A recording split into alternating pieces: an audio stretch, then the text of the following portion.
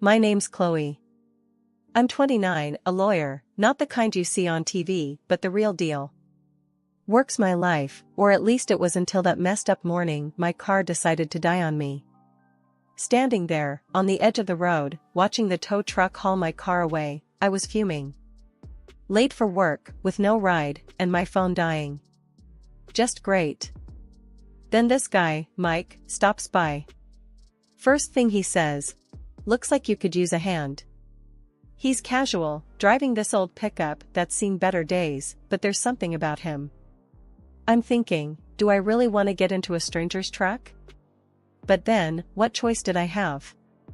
Only if you're heading towards downtown, I said, trying not to sound as desperate as I felt. Downtown it is. Hop in. He shot back with a grin that could disarm you at 20 paces. His confidence was something else. The ride was something out of a movie. We talked, or more like, he did most of the talking. Told me about his job in construction, how he loves it but hates waking up early. I shared bits about my lawyering, careful not to dive too deep into the boring details. You always pick up strangers? I asked, half joking. Only the ones who look like they won't murder me in my sleep. He laughed. That got me. His humor, it was dry, kind of like mine. We exchanged numbers before he dropped me off. In case your car decides to bail on you again, he said. I rolled my eyes, but smiled. Didn't think much of it then. Work was a blur, but I couldn't shake off the morning's adventure. Mike's number burned a hole in my phone. On a whim, I texted him. My car's a traitor, but you're not. Coffee? He replied almost instantly. Thought you'd never ask. Mike and we clicked. Not just on the surface, but deep down. He got my jokes, didn't mind my rants about work, and somehow, seeing him became the best part of my day. Weird how life works. One day you're cursing the heavens for a broken down car, and the next, you're waiting for a text from the guy who offered you a ride. That ride changed everything. Looking back, it's funny how moments like these, totally random, unplanned, can set the course of your whole life.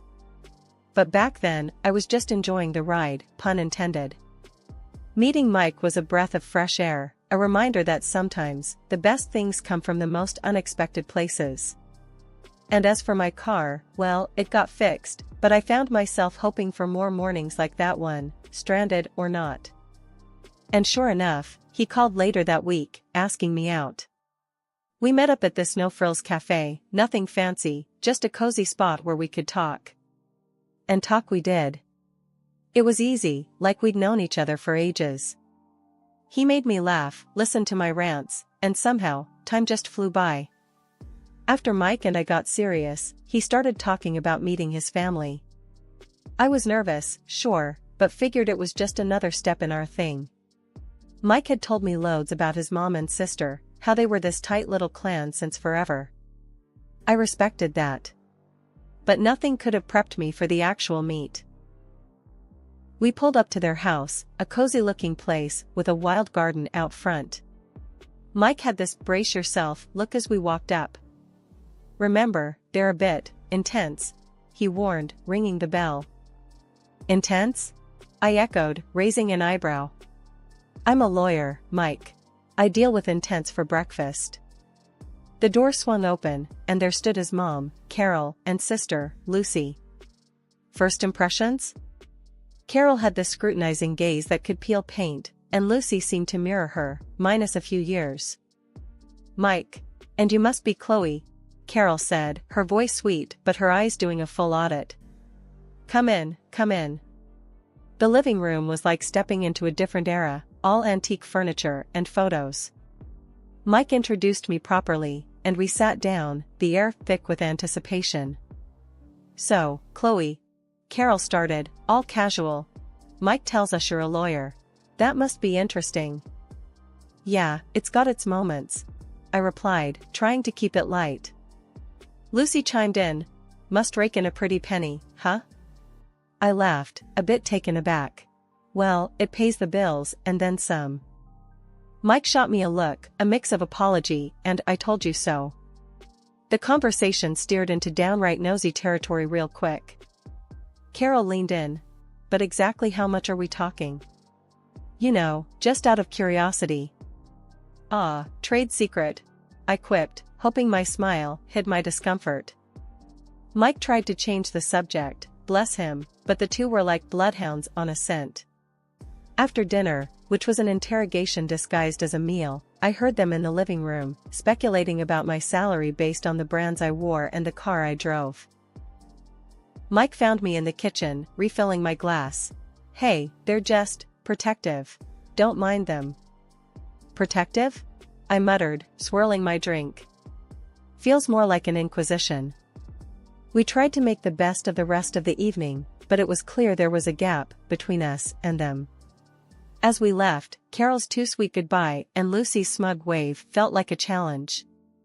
On the drive back, Mike kept apologizing. They can be a bit much. I'm sorry, Chloe. It's fine, I said, though it wasn't, really. Just wasn't expecting the Spanish Inquisition. Mike laughed, that easy sound I'd fallen for. No one expects the Spanish Inquisition. It was our first real test, meeting his family. I thought back to my own, no-nonsense folks who valued privacy and respect. Mike's family was another world, one where boundaries seemed optional and every detail of your life was up for debate. But I liked Mike a lot. Enough to weather a bit of family drama.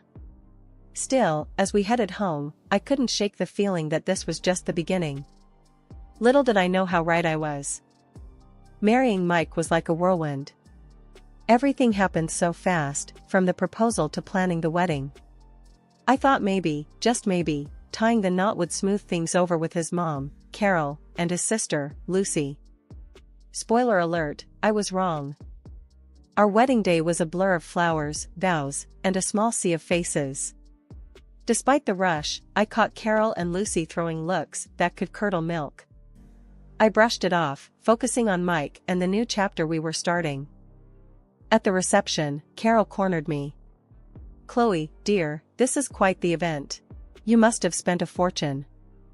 I forced a smile. It's a special day. We wanted it to be memorable. Lucy piped up from behind her mom. Yeah, memorable and expensive. Hope Mike knows what he signed up for. I bit back a sharper retort. We're both happy. That's what matters.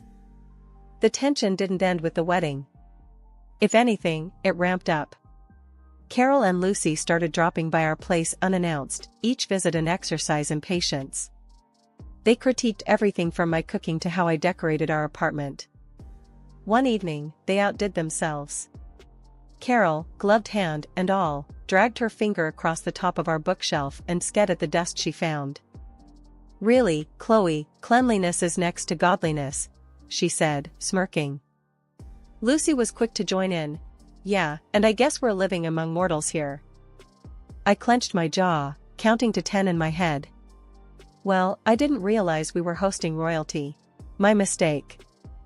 Mike, ever the peacemaker, tried to laugh it off. Come on, you three. Let's not start World War III over a little dust. But the visits grew more frequent and their comments more cutting. I started dreading the sound of the doorbell. Each time they left, I felt more like an intruder in my own home. I finally broke down and told Mike how I was feeling. Your mom and sister, they're making my life hell. It's like they're marking their territory, and I'm the outsider. Mike looked torn.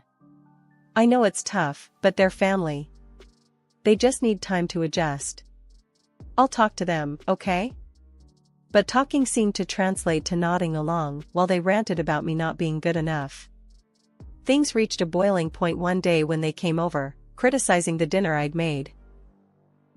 This is interesting, Carol said, poking at her food. Lucy snorted. Interesting is one word for it. Fed up, I snapped. You know, not everyone can be a Michelin star chef. If you don't like it, maybe next time, you can cook. That shut them up for all of 5 seconds. Mike's attempt to smooth things over didn't help much. Chloe's right. Let's appreciate the effort, okay? The effort felt futile, though. no matter what I did, it was never enough. They wanted me to change, to mold into whatever perfect daughter-in-law image they had in their heads. But that wasn't me. I'd hit my limit with Carol and Lucy's endless nagging and snide remarks. Their arrogance was something else, like they were the queens of some small kingdom and I was the unwelcome commoner. I'd told Mike about how they were grinding me down, hoping he'd step in. His response? "I'll talk to them," he said, his voice so wishy-washy it made me see red. It was clear as day he didn't want to rock the boat, preferring to stand on the sidelines of this mess. That was the last straw for me. I wasn't about to play the silent sufferer in my own home. If Mike wasn't going to stand up to them, I sure as hell would. The next time they decided to grace us with their presence, I had a plan. We were all sitting around the dinner table, the air already thick with tension. I saw my moment and took it. "Mike's got something he wants to say," I declared, throwing him a look that I hoped would light a fire under him. Mike went red, fumbling for words. Yeah. Mom, Lucy, you should really show Chloe some respect," he mumbled, barely meeting anyone's eyes. You could have heard a pin drop. Carol's face went from 0 to furious in a heartbeat. "Respect?" she spat, her anger not aimed at Mike, but squarely at me. "I will not let you cause a rift between my son and me." The room felt like it was spinning. Here we were, the whole sorry mess out in the open. Mike was squirming, looking anywhere but at us. Carol was in full battle mode, and Lucy? She just sat there, smirking like she was watching her favorite show. "I'm not trying to start anything," I shot back, my voice steady even if my insides were anything but. "I'm just saying, this is my home too. I deserve to be treated with some kind of decency." Carol snorted, a sound full of disdain. "Decency? This isn't about decency. It's about you trying to wedge yourself between me and my children." The accusation was ludicrous.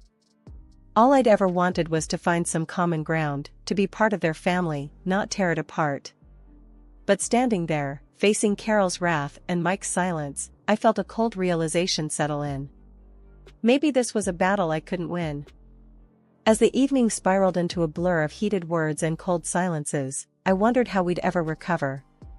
Mike's half-hearted attempt at support had only thrown gasoline on the fire, and now I was the villain in Carol's story, the woman who dared to stand up for herself.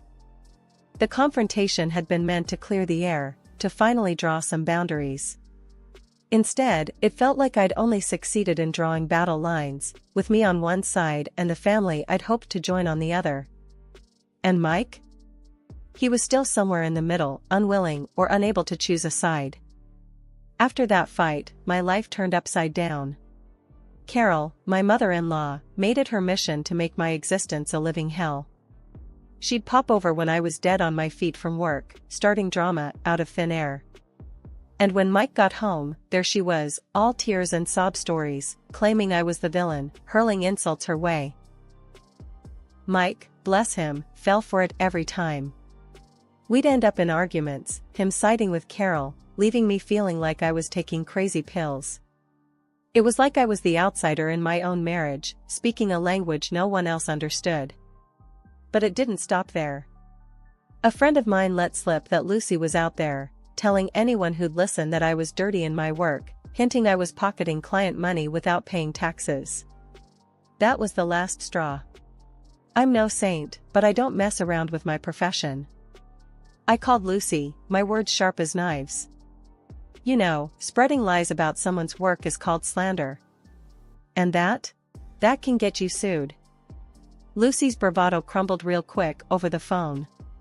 I'll stop. I didn't mean anything by it, she stammered, the fear in her voice clear as day. But the damage was done. She went crying to Mike, playing the victim, and before I knew it, I was getting an earful. Why are you bullying Lucy? Can't you see she's scared of you? Mike's anger was a red flag, signaling deeper issues in our marriage. Every day, I felt more like an outsider, a stranger in a world where Carol and Lucy reigned supreme, and Mike was their loyal subject. The more I saw it, the more I realized, I was the odd one out, always going to be second to his mother and sister. The battles at home were one thing, but Lucy trying to tarnish my professional reputation? That was a low blow, even for them. I started to wonder if Mike would ever really have my back, or if I was doomed to be the villain in their twisted family drama. The phone call from Carol had been as pleasant as nails on a chalkboard. "Lucy's tying the knot. We're celebrating at Le Grande Plateau this Friday. You're coming," she stated, her voice broking no argument. My heart sank. The last thing I wanted was to spend an evening in the lion's den, but Mike was all about mending fences. It could be good for us, a fresh start, he argued with that eternal optimism of his. Reluctantly, I agreed. Le Grande Plateau was the kind of place where the prices on the menu made you do a double take, wondering if you'd accidentally wandered into a car dealership instead. Carol, Lucy, the groom-to-be, and his parents were already seated, attacking a seafood platter like it was their last meal. No sooner had we taken our seats than Carol dropped the bomb. "Chloe, darling, we thought it'd be lovely if you covered tonight's feast. A small gesture to cement your place in our family," she announced, loud enough for neighboring tables to overhear. I nearly spat out my drink. "You're joking, right? You expect me to foot the bill for this extravaganza?" The table fell eerily silent, all eyes on me. Lucy, never one to miss a beat, added, "Oh, come on, don't be such a tightwad, Chloe. It's not every day your sister-in-law gets engaged." I felt like I was in the twilight zone. "Look, I came here to show support, not to bankroll Lucy's engagement party. This is beyond ridiculous." Carol's expression hardened. "I specifically chose this venue with the expectation you'd contribute. It's about showing respect, Chloe." My gaze flickered to Mike, desperate for him to say something, anything, in my defense. His response floored me. "She's right, Chloe. Just pay. We don't need more drama. You'll pay, otherwise we'll get divorced." I was flabbergasted.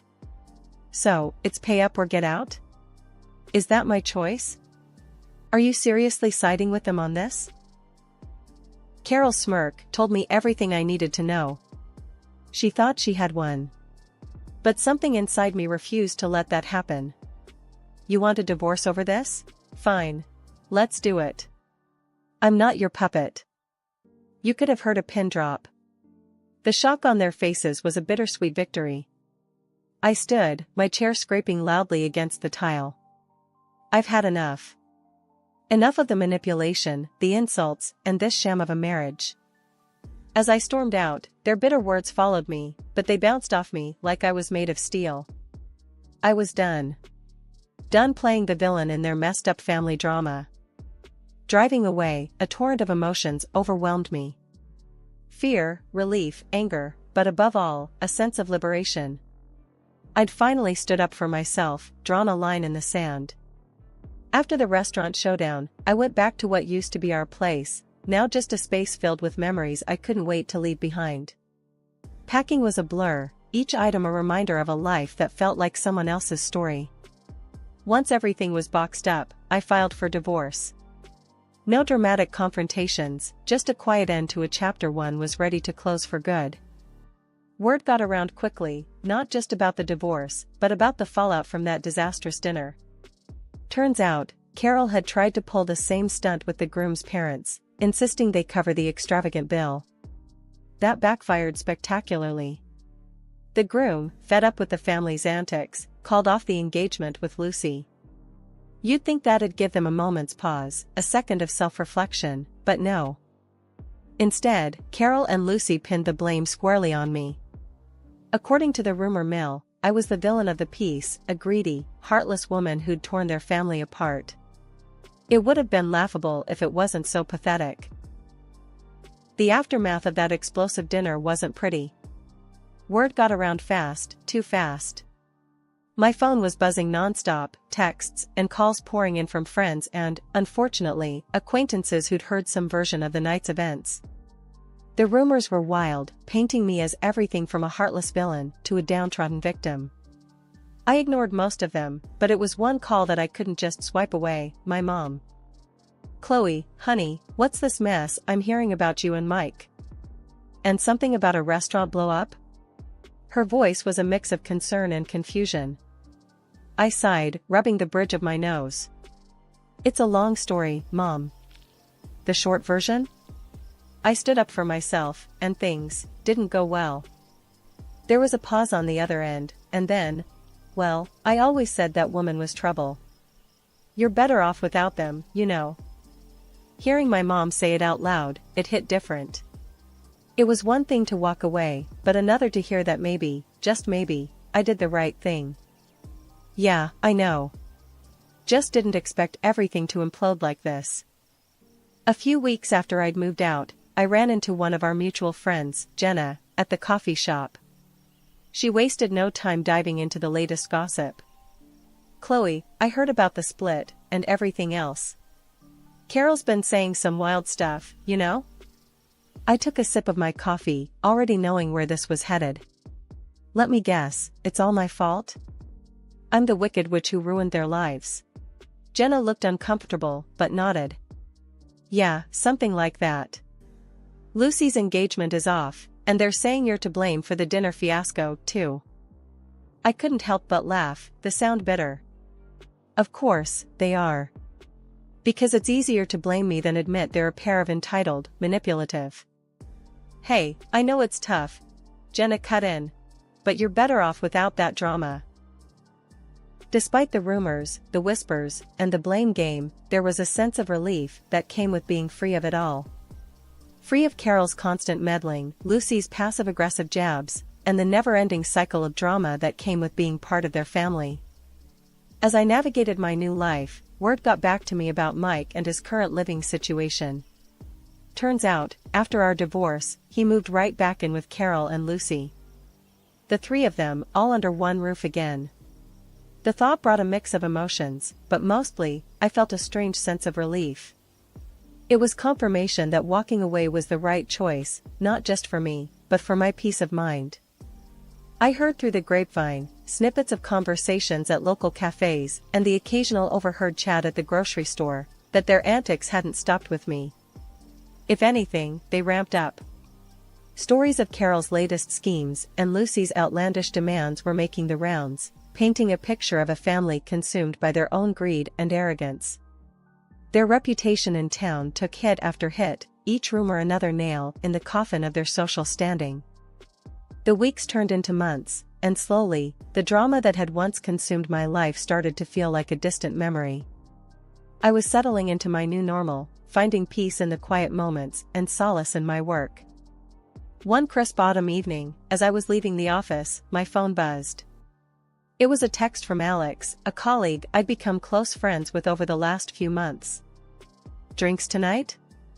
You need a break, and I've got some big news. Curious and in dire need of a distraction, I agreed. We met at a cozy little bar downtown, a world away from the high-stakes drama that used to define my evenings. So, spill it. What's this big news? I asked, sipping on my drink, the warmth of the whiskey a welcome reprieve from the chill outside. Alex's eyes sparkled with excitement. I'm starting my own firm, and I want you on board. You're one of the best lawyers I know, Chloe. What do you say? The offer took me by surprise. It was the kind of opportunity I'd dreamed of, but in the whirlwind of my personal life, I'd forgotten how much I longed for a fresh professional start too. Wow, Alex. That's incredible. I'm honored, really. Let me think it over. The next morning, I woke up feeling more determined than ever. I called Alex, my decision made. Let's do it. I'm in. The weeks that followed were a whirlwind of planning and preparation. We found an office space, started building our client list, and every day felt like a step towards something exciting, something mine. And then, amidst the chaos of starting the new firm, I bumped into Mike. It was the first time we'd seen each other since the divorce was finalized. The encounter was awkward, charged with the ghosts of our shared past. Chloe, hey, you're looking good, he said, the words feeling like a peace offering of sorts. Thanks, Mike. You too. How's everything? We're getting by. Mom and Lucy, they're still them, you know?